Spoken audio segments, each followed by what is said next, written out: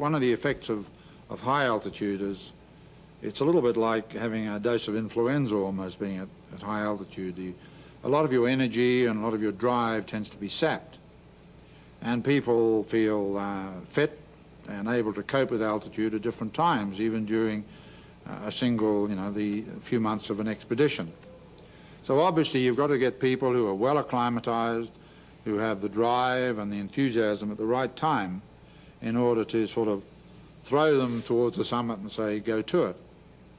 And it is conceivable, though in actual fact, Tenzing and I were fit throughout the expedition. It would be conceivable that at the start of an expedition there might be a couple of people who would have been more suited to the summit than later on. But I don't think there was much doubt. At the latter stages of the expedition we were very fit and we were very strong, so we were selected by the expedition leader, who was John Hunt, as the people to put in the final shove. Tell me just a little bit about the expedition you're planning now called From the Ocean to the Sky. Well, this is one actually I've been really keen on for quite a long time. I've visited, spent a lot of time in India one time and another, but I've always been passing through, and I'm a great expert on various unusual places in India.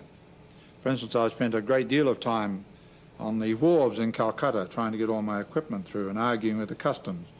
I'm probably much more expert in that than most visitors to India. But I really haven't ever been taken the time to spend a long period sort of within the heart of India, within the villages, which really does comprise the majority of India.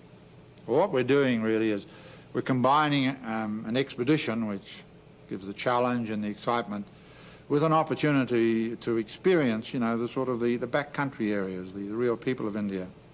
So we're taking 3 jet boats, which are just sort of runabout, 16-foot long boats, but can operate in very shallow water.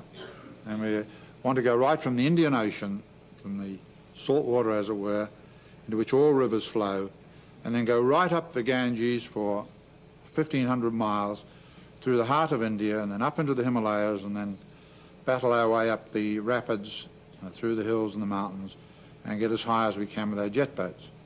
I hope we'll get to 6,000 feet because it's pretty rough going up as far as that and beyond.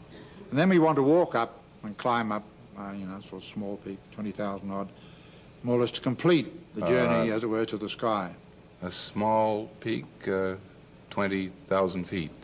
20,000 feet's, it's not a great, it can be difficult, but in general it's not a great peak.